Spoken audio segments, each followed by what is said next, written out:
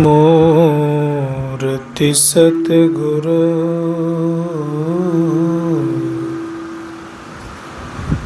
मिलवै सर्वाधार। मंगलमय मंगल करन बिनवा बारंबार। धन्य धन्य सतगुरु सुखदा। महिमा कही न जाए, जो कछु कहूँ तुम्हारी कृपा। मोते कछु न बसाए। एक बार प्रेम से बोलिए श्री सद्गुरु।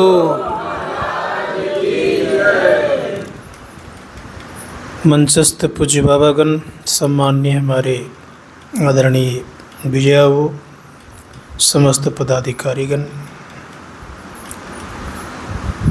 साधक वृंद, समवेत समादरणीय सज्जन, आदरणीय माता तथा भक्तिमती बहनों,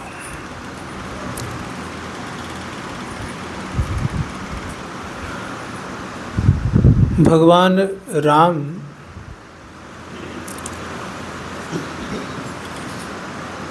ने उपदेश जब किया प्रजाओं को, तो प्रजा बड़े मन लगा करके सुनते थे।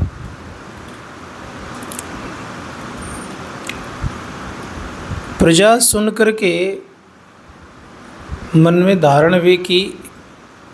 प्रजा ने धारण करने के पश्चात जीवन भी वैसा चलाए।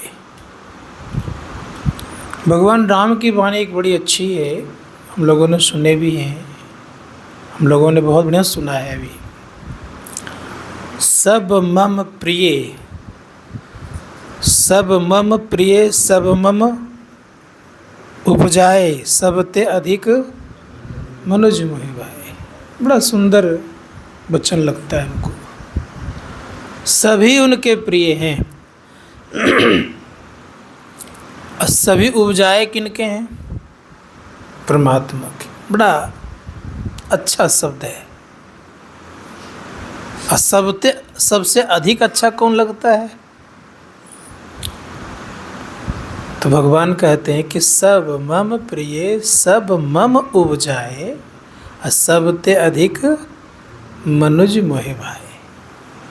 मनुष्य सबसे सुंदर लगता है किनको? भगवान को। भगवान ने कोई भेद नहीं कर रहे हैं यहाँ पर, कह रहे हैं कि सबसे अधिक मुझे कौन प्रिय लग रहे हैं? मनुष्य लग रहे हैं। कोई भेद नहीं है। जब सबसे मनुष्य प्रिय लगते हैं तो शंकराचार्य जी महाराज क्या कहते हैं? शंकराचार्य जी महाराज कहते हैं कि नर जन्म दुर्लभम मतम। मनुष्य का जन्म ही होना दुर्लभ है। अब सोच करके देखिए कि जो मनुष्य शरीर के लिए हम लोग नाना प्रकार का उपाय करते हैं और कभी कभी मनुष्य शरीर से घृणा भी करते हैं, कोई ऐसे व्यक्ति बैठ जाए तो अच्छा लगता नहीं है। लेकिन भगवान कह रहे कि सब मेरा ही उपजाया हुआ है, जितने मनुष्य हैं सब मुझे प्रिय है। और शंकराचार्य भी यही बात करें कि सबसे दुर्लभ मनुष्य का शरीर है। अब दुर्लभ शरीर प्राप्त किए हैं तो दुर्लभ कार्य भी तो होना चाहिए कि नहीं होना चाहिए? कैसा कार्य होना चाहिए? संत महात्मा गणों ने कहा कि दुर्लभ कार्य दुर्लभ शरीर से ही होता है। एक बात मुझे बताइए, सबसे दुर्लभ कार्य क्या है संसार में? आपने सुना है ना कि दुर्लभ कार्य करना चाहिए। क्या है इसमें दुर्लभ कार्य? सबसे अधिक जो दुर्लभ है क्या है? राजा बनना, राष्ट्रपति बनना, पूरे भूमंडल का मालिक बनना, ये सब नहीं है दुर्लभ? तब दुर्लभ कार्य कौन सा है? संत महात्मागण कहते कि सबसे दुर्लभ कार्य कौन सा है, ये जानना चाहिए। भगवान राम से पूछा जाए कि सबसे दुर्लभ कार्य कौन सा है, तो भगवान राम ही खुद कहते हैं एक जगह कि सबसे दुर्लभ कार्य है अपने आप को जानना। सबसे दुर्लभ कार्य, इससे बड़ा संसार में कोई दुर्लभ कार्य है ही नहीं। सगर के 10,000 पुत्र जब नारद जी ने साधु बना दिए तो नारद जी को श्राप मिल गया, कहा कि तुम एक क्षण से ज़्यादा कहीं रुक नहीं सकते हो, मैं तुझे श्राप देता हूँ। क्योंकि तुम्हारी प्रवृत्ति है लोगों को उपदेश करते हो, साधु बना देते हो। साधु बनाना पसंद नहीं है लोगों को, चोर बन जाए, बदमाश बन जाए, डकैत बन जाए, नहीं, ये सब पसंद है। मारपीट करे, लूटपाट करे, ये सब पसंद है लोगों को, लेकिन चोर अति साधु बनाना पसंद नहीं। बड़े विचित्र लीला है। लेकिन संसार में एक माँ ऐसी हुई जो कि सारी सुविधा होते हुए, सारे वैभव होते हुए भी माँ ने अपने पुत्र को साधु बना दिया। लेकिन शंकराचार्य के माँ ने भी स्वीकार नहीं करी साधु बनना, लेकिन एक हुए कि साधु बनाए, एकदम जबरदस्ती बना दी। नहीं बनना चाह रहा था फिर भी बना दिए। उस माँ को बार बार प्रणाम। कैसे साधु बनाए? तो उनका नाम था बंगाल में ही गोपी चंद। बहुत उच्च कोटि के राजा हुए, अच्छे ढंग से राज्य काज भी किए। 16 कन्याएं थी, 12 पत्नी थी, 12 रानियां थी। इन लड़का एक भी नहीं था, राज कौन चलाएगा? उनकी माँ का नाम था मैनावती। मैनावती महान योगी जलंधर नाथ जी महाराज की शिष्या थी और अपने आप को जान चुकी थी। एक दिन संजोग ऐसा हुआ कि गोपीचंद स्नान कर रहा था, माँ छत पर टहल रही थी। देखते ही पिता की याद आ गई, बस आंखों से आंसू गिरने के कारण 2-4 बूंद देह पर भी गिर गया। हम लोग अपने पुत्रों को बहुत कुछ बनाना चाहते हैं, लेकिन साधु बनाना नहीं चाहते। क्या अरुणबू, बड़ा कठिन काम है। मैनावती के आंख में आंसू गिरते ही जब 2-4 बूंद गोपीचंद के देह पे गिर गया तो दौड़े दौड़े गए माँ के पास, कहा कि माँ क्यों रो रही हो? कहा ऐसे अनायास आंसू आ ही जाता है। रोते क्यों, कारण क्या है? का कारण माँ से पूछते कारण क्या है, तो गोपीचंद की माँ कहती मैनावती कुछ कारण तो नहीं है, ऐसे आंसू। का नहीं, तुम संसार की माता हो, राजमाता कहलाती हो, अभी तुम्हारा पुत्र राजा है, कोई चीज़ की कमी नहीं है, फिर भी तुम रो रही हो, क्यों रो रही हो? तो बड़े प्रेम से कहती है कि तुम्हारा पिता तुम्हारे ही जैसा था।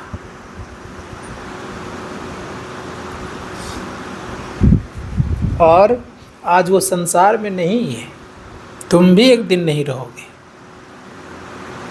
लेकिन मैं चाहती हूँ कि सदा तुम अमर हो जाओ। का क्या उपाय है?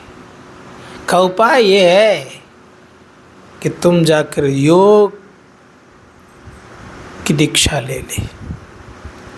और योग की जाके दीक्षा लिया गया जब दीक्षा दी गई तो दीक्षा देने के पश्चात का भिक्षा जाकर के ले आओ। तो भिक्षा के संबंध में आप लोगों को मालूम है कि कैसे भिक्षा दी गई। भिक्षा के दरमियान में कहा गया सबसे पहली भिक्षा है कि स्वादिष्ट भोजन करना। मैं इसलिए बढ़िया बढ़िया खिलाने का प्रयास करता हूँ, लेकिन इसका अर्थ ये नहीं है भूख लगे तब स्वादिष्ट लगता है, अब भूख नहीं लगे तो बर्फी भी अच्छा नहीं लगता है। भूख लगने पर खा पुत्र, भूख लगे ना तो कुछ भी खा लोगे तुम, भूख नहीं लगेगी तो कुछ नहीं खा पाओगे। इसलिए स्वादिष्ट भोजन करना।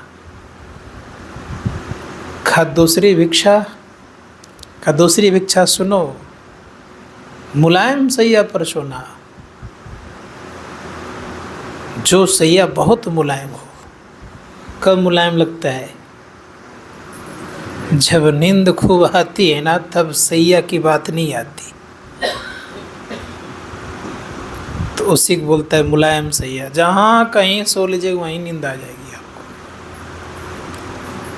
इसीलिए मुलायम सैया पर सोना चाहिए।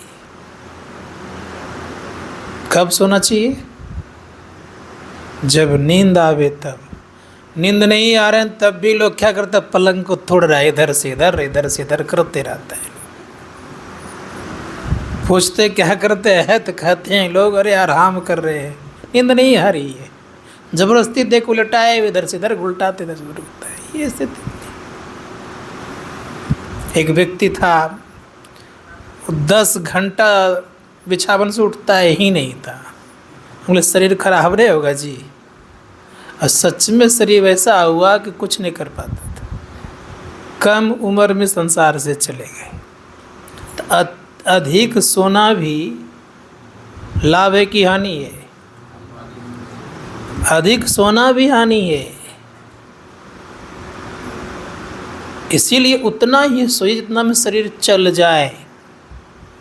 डॉक्टर तो कहता 8 घंटा सोइए, लेकिन डॉक्टर तो सच में निकम्मा बनाता है लोगों को। 8 घंटा सोने का है कहीं बताइए तो 8 घंटा सोइए। हाँ, डॉक्टर बोलता 8 घंटा सोने के लिए। आजकल के विद्यार्थी भी कहीं हमको उपदेश देता है कि 8 घंटा सोने कहते हैं डॉक्टर।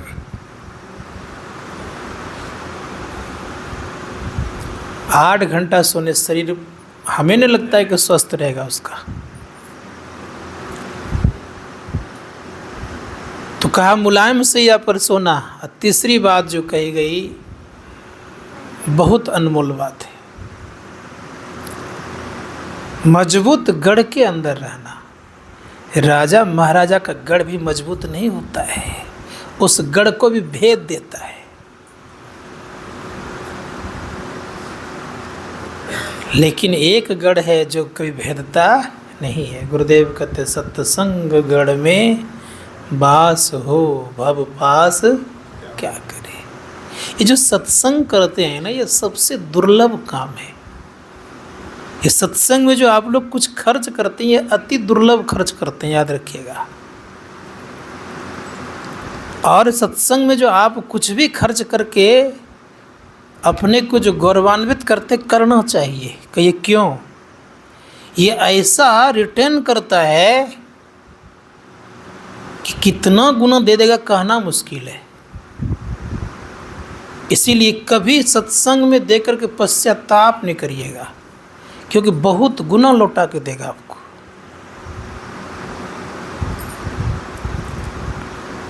ये सबसे बढ़िया खर्च जगह है। अन्य जगह तो खर्च कीजिएगा तो शायद पता नहीं चलेगा, आएगा नहीं पता नहीं, लेकिन यहाँ देने पर आता है, सत्संग में देने पर आता है। तात्पर्य ये है सत्संग में देने पर आता है। अवश्य सत्संग में खर्च करना चाहिए कुछ न कुछ। कहीं मजबूत गढ़ में जो भी कुछ अपना योगदान करते हैं तो उनको बहुत लाभ होता है। तो मैनावती कहती मजबूत गढ़ के अंदर रहना। गोपी चंद ने उत्तर तो नहीं दी, लेकिन पूछ बैठे कि माँ राजा था तो मजबूत गढ़ स्वाभाविक बात है, अब तो मैं राजा नहीं हूँ ना, अब तो फकीर हूँ। फकीर क्या होता है? लोग फकीर का अर्थ बड़ा सरल लगाते कि गरीब होता है फकीर। फकीर गरीब नहीं होता है, याद रखिएगा। कौन फकीर? फकीर वह कहलाता है कफनी को जो फाड़ देता है, ताका नाम फकीर। जो व्यक्ति चिंता को समाप्त कर देता है वो क्या कहलाता है? फिकर फाड़ी कफनी करे, ताका नाम फकीर। जिन्होंने फिकर को फाड़ दिया है, चिंता को फाड़ दिया है। चिंता फाड़ने वाला क्या कहलाता? कबीर सब उत्तर देते, कहते चाह गई चिंता मिटी, रहा क्या? चाह गई चिंता मिटी मनुआ, जाको कछु न चाहिए सोई सांसा। तो अब सोचिए, जो फिकर फाड़ करके कफनी करे, ताका नाम फकीर है, तो फकीर को गरीब कैसे समझते हैं हम लोग? इसीलिए संत महात्मा गण कहते हैं फकीर गरीब नहीं होता, वो सारी चिंताओं को दूर कर देता है। तो कहा कि बेटा सुनो, जिस गढ़ में तुम रहते हो, यह गढ़ कैसा है? यह गढ़ तो काम क्रोध लोभ मोह मद मात्सर से भरा पड़ा है। इसीलिए सत्संग गढ़ में वास करोगे तो इससे तुम बचोगे। तो वही मैनावती ने अपने पुत्र को साधु बना दी, राजा होते हुए साधु बना दी। आज बहुत सारा उस समय से लेकर के अब तक राजा हुए, लेकिन किसी का इतिहास में उस तरह का नाम नहीं है।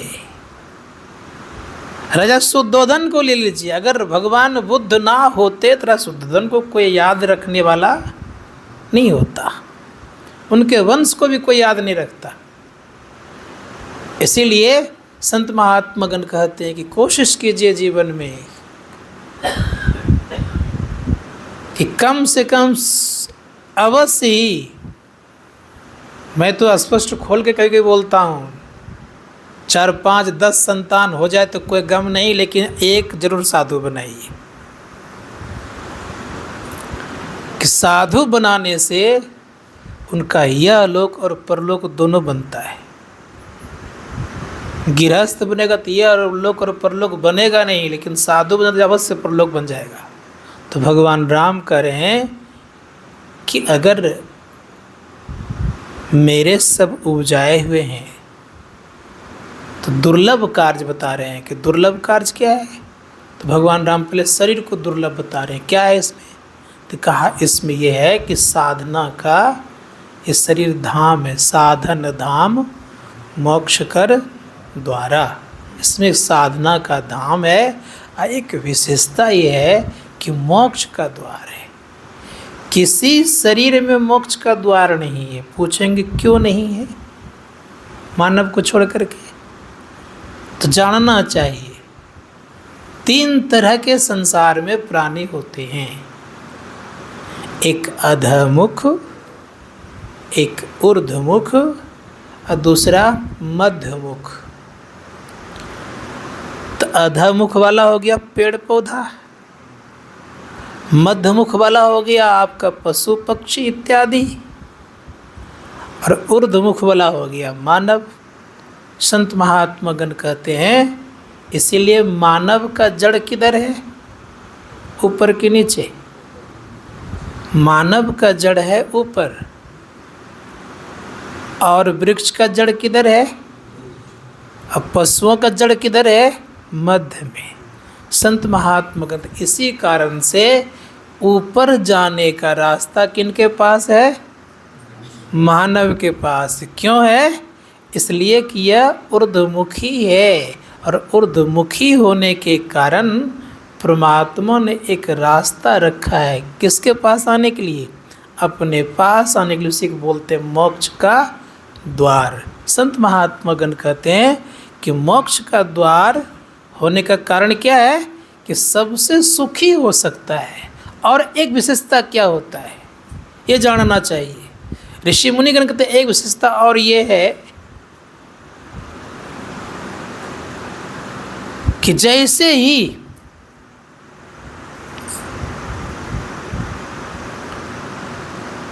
हम आप संसार का कार्य करते हैं तो एक विशेषता भगवान ने ये हम लोग को दे के रखा है कि ये परमात्मा बन सकता है। कौन? मानव परमात्मा बन सकता है। इसलिए परमात्मा मिलकर कौन बनेगा? परमात्मा ही तो बनेगा। लेकिन ना अधमुख वाला बनेगा ना मध्यमुख वाला बनेगा। तो भगवान राम कहते हैं कि साधन धाम मोक्ष कर द्वारा पाई न जेहि परलोक समारा। साधना का धाम है और मोक्ष का द्वार है। लेकिन किन किन लोगों ने कहा? भगवान राम ही केवल कहे सो बात नहीं है। आगे का घुसुंडी जी कह रहे हैं गरुड़ जी से, नर समान नहीं कबनहु देही जीव चराचर जांचत जेही। का नर शरीर के समान संसार में कोई भी देह नहीं है। पुराणों में भी कहा गया है दुर्लभो मानुषो देही देही नाम क्षण भंगुर। दुर्लभ भी और क्षण भंगुर भी है। सहजोबाई कति यह तन जल का बुदबुदा बिनसत नहीं बार। बिनसने में देर नहीं लगता है। लेकिन जब दुर्लभ है तो क्षण भंगुर भी है। और गुरुदेव क्या कहते हैं कि प्रत्येक दिन हम लोग घट रहे हैं, क्षण क्षण पल पल समय सिरावै नरतन दुर्लभ, ये कह रहे हैं रोज। तो विचार करिए थोड़ा सा कि जब ऐसी स्थिति है कि क्षण क्षण पल पल घट रहे हैं तो परिणाम क्या होगा। इसलिए परिणाम को जानना होगा कि जो व्यक्ति इस दृश्य को जानता है कि क्षण क्षण घट रहे हैं, पल पल घट रहे हैं, तो वो इस चीज़ को ख्याल रखते हैं कि हम घटते तो रोज हैं। रोज हम लोग कहाँ जा रहे हैं घट करके। प्रत्येक व्यक्ति प्रतिदिन याद रखेंगे कि काल के मुख में हम लोग समा रहे हैं। और हम लोगों को काल पकड़ करके रखा भी है। कबीरा गर्व न कीजिए काल गहे कर केस, ना जाने कि तुम्हारी है क्या घर क्या प्रदेश। नहीं जान रहे हैं हम लोग। यहाँ तक कभी कभी हम लोग भाग कर अगर यमराज के घर पर भी चले जाए तो वो भी छोड़ने वाला नहीं है। लेकिन जब तक मृत्यु नहीं आएगी तब तक बेचारे वो भी कुछ करेंगे नहीं। आपको कथा मालूम आप लोगों को है कि नहीं है पता नहीं है ही। एक कबूतरी रहती थी यमराज के दरवाजे पे। एक वृक्ष था नीम का, उस पर एक कबूतरी बैठी हुई थी। अब यमराज कई दिन के बाद घूम घाम के आए तो कबूतरी को बड़े नज़र से देखते हैं तो कबूतरी थर थर काँपने लगी। किसी को यमराज देख ले तो स्वाभाविक सी बात है कि उसकी हालत तो खराब होनी ही है। जानते हैं बहुत सारे लोगों को सुने होंगे आप लोगों ने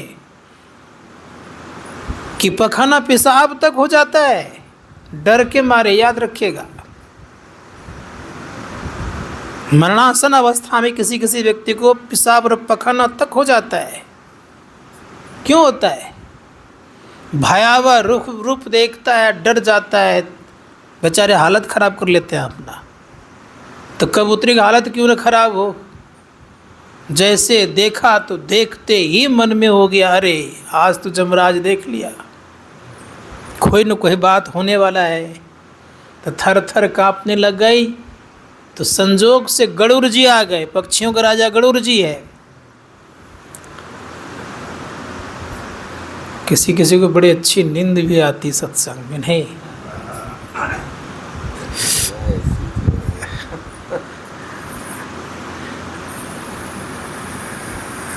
एक काम करिए, नींद भगाना चाहिए ना भगाना चाहिए? बोलिए प्रेम से श्री सद्गुरु।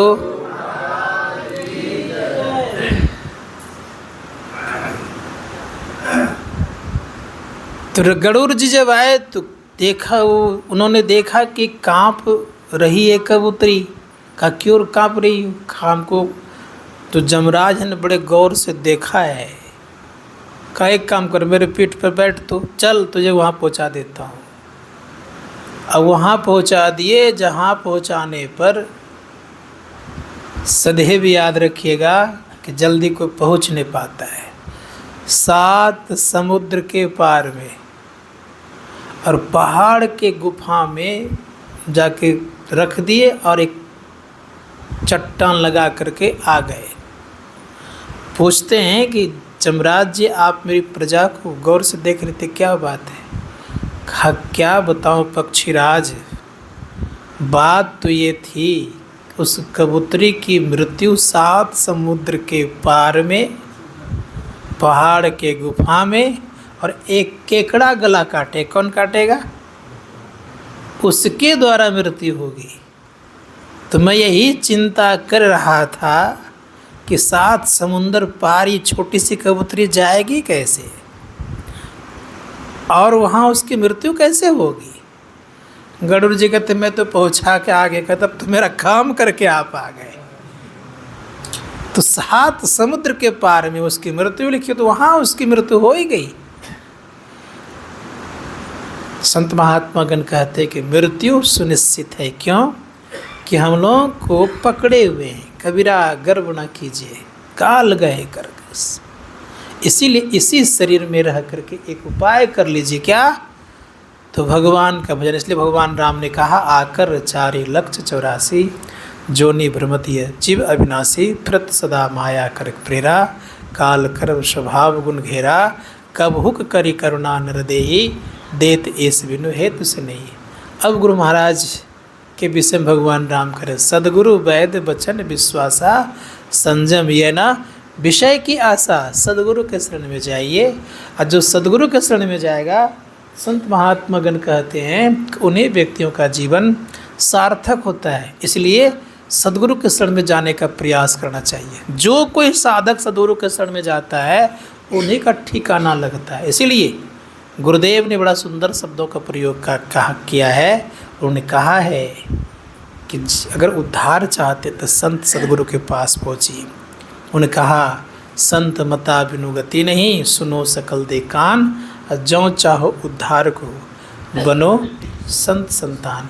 संसार में बहुतों का संतान बने हैं, इसमें कोई संदेह नहीं है। कितने बार गधा घोड़ा हाथी के भी पुत्र बने होंगे, इसमें कोई संदेह नहीं है। कितने बार गाय भैंस बकरी इत्यादि के भी संतान बने होंगे, इसमें कोई बड़ी बात नहीं है।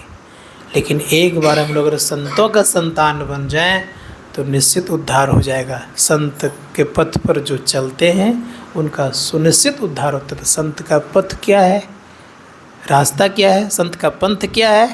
तो रास्ता यही है कि जीव उद्धार का द्वार का रास्ता केवल संतों के पास। इसलिए कहा, जीव उद्धार का द्वार पुकार कहा, घट भीतर ही सत्संतों ने। संतों के मार्ग पर चलेंगे तो निश्चित बेड़ा पार। संतों का मार्ग क्या है?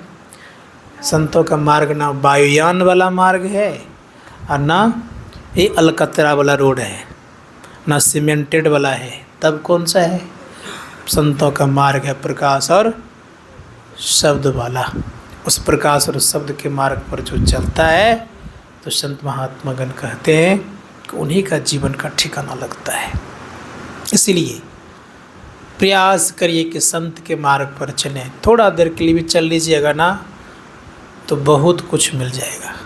इसीलिए संत के मार्ग पर चलने वाला दुखी नहीं होता है। क्यों दुखी नहीं होता है? कि जो उस पंथ पर चलता है तो अवश्य उनको कुछ न कुछ प्राप्ति हो। कहा, जो जेहि पंथ चले मन लाई, तो हरि काहे न होई सहाय। अगर चलेंगे तो अवश्य ही परमात्मा सहाय होंगे, इसमें कोई संदेह नहीं है। इसलिए चलना सीखिए। और चलता कौन है? जो उछल कूद करता वही चलता है। तब कौन चलता है? धूम धड़ाम करने वाला चल लेता है। तब चलता वही है जो बैठता है। कौन बैठता है? मन को जो बैठाता वही चलता है। और धूम धड़ाम करने वाला, उछल कूद करने वाला चलता नहीं है। आज जितने भी देख रहे संसार में उछल कूद करने वाले बहुत मिलेंगे। इसीलिए संत महात्मा गण कहते, देह को नचाने से कुछ नहीं होता, मन कहीं अगर ऊपर चढ़ गया तो काम बन गया। इसलिए देह से कुछ नहीं होता है, देह तो यहीं के यहीं धरा रह जाएगा। लेकिन प्राय लोग क्या करते हैं? देह को खूब नचाते भगवान के आगे। मन को एक बार कोशिश की समर्पण करने का, देखिए काम बनेगा। और मन समर्पण होता है कैसे? दो तरह से भक्ति करते हैं मुख्य रूप से। प्रारंभिक भक्ति है, भाव से करते हैं। इसीलिए कहा, संत कबीर साहब की वाणी है, उनका भक्ति प्राण ते होते हैं, मन से कीजिए भाव। भाव समझ रहे हैं? भाव से तात्पर्य होता है पहले भावना ही प्रकट करते हैं आप। तो भाव से भक्ति प्राण ते होते हैं, मन से कीजिए भाव। और प्राण से भक्ति कब होगी? जिस दिन प्राण से भक्ति उसी दिन मुक्ति मिलेगी। याद रखिएगा इस चीज़ को, इसको आप नोट करके रख सकते हैं। जिस दिन प्राण से भक्ति होगी उसी दिन मुक्ति मिलेगी, उसके पहले मुक्ति मिलने वाली नहीं है। उसी भक्ति का नाम है क्या? भक्ति। निसेनी मुक्ति की संत चढ़े सब धाय, जिन जिन मन आलस किया जन्म जन्म पछता। ये स्थिति होती है। तो मनुष्य शरीर मिला हुआ है, ये मानव शरीर की विशेषता यही है कि प्रकाश और शब्द के मार्ग पर चलने से हमारा आपका जीवन सार्थक होता है। तभी हम लोग एक न एक दिन अपने को पूर्णता की तरफ बढ़ेंगे और पूर्ण हो जाएंगे। जिस दिन पूर्ण हो जाएंगे उस दिन कोई दुख नहीं रहेगा। बोलिए प्रेम से श्री सद्गुरु। लीजिए आरती करिए।